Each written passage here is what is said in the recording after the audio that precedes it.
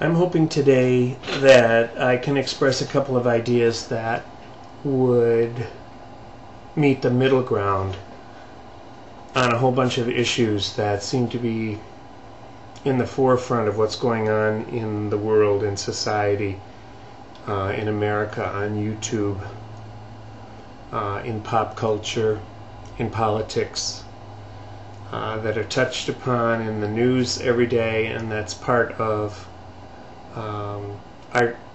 what's part of our social makeup and what's part of what makes us human in this century. And they're conflicting sides to everything. There's always a yin and a yang to all the different ideas, all the different concepts, depending upon the amount of education you might have and the experience you have, the upbringing, the culture you were brought up in, the number of people you had to foster your understanding of the way life works, all play into what ultimately makes you.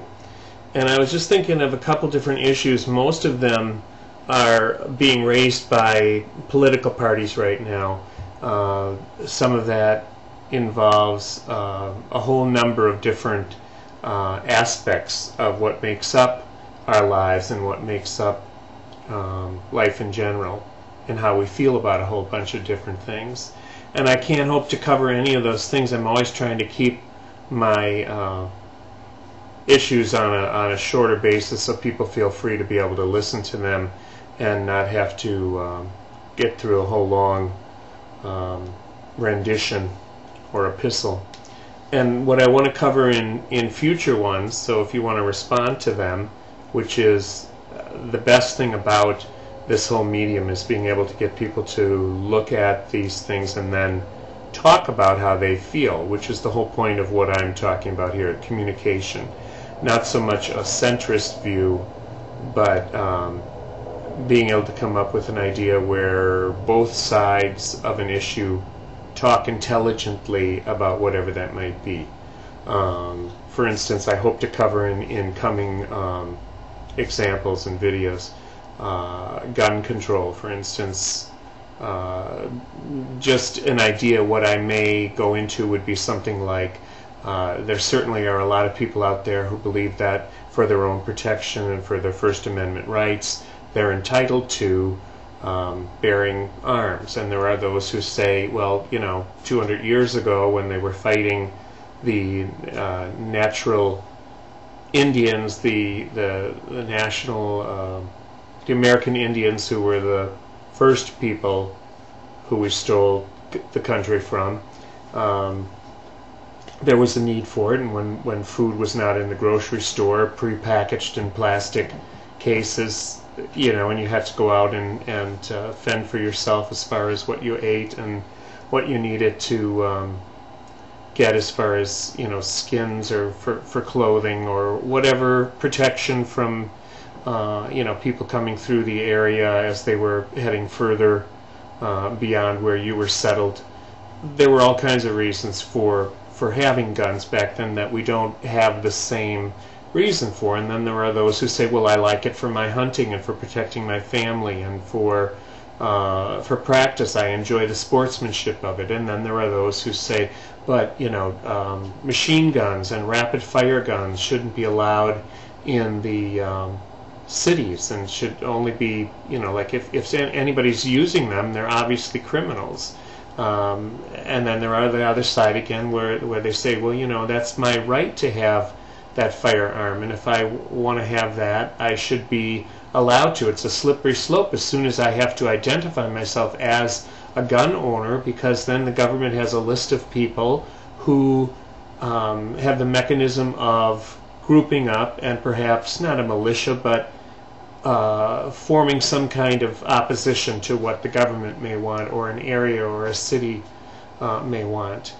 And then on the other side of the coin again, there are those who say, well, look at all the people who get guns. What would be wrong with allowing there to be a period of time before so that people could be checked out, or to keep guns away from kids, or to put safeties on guns, to alleviate some of the problems with kids in schools coming in with dad's or grandpa's guns and gunning down a series of people. And there's both sides to an issue, neither right or wrong. And I think that if we do that kind of thing with drug and alcohol, and with birth control, right to life versus abortion, or a woman's right to choose, or if we do it with a matter with like illegal aliens, what's the right way, whether we service these people with medical benefits here in America, or if there's some kind of opposition. What is that? Why is it? Are we building a wall? Is the wall real security? How does that really deal with foreign affairs and with matters of real national security? So I just think that there's a whole bunch of different issues, like the environment and education and the government at large, and how large it is, and whether some of those things really need to be looked into. And there's opinions on both sides, and people seem to be so very positively sure that they're right about an issue.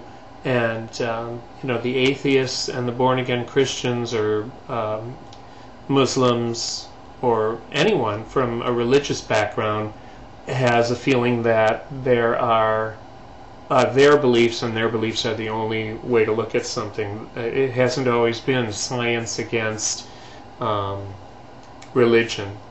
It has been prominent in history, but it hasn't been the only way to look at things. So I think if we try to take a middle-of-the-road idea, where we're willing to compensate a little bit for our our little idiosyncrasies, our beliefs that this is the only way, this is what I know to be true, and be able to open up a dialogue about whatever the issue might be, I think we have a better chance of finding answers to the questions, finding answers to the problems, and resolving the difficulty and the hatred that exists in the world today.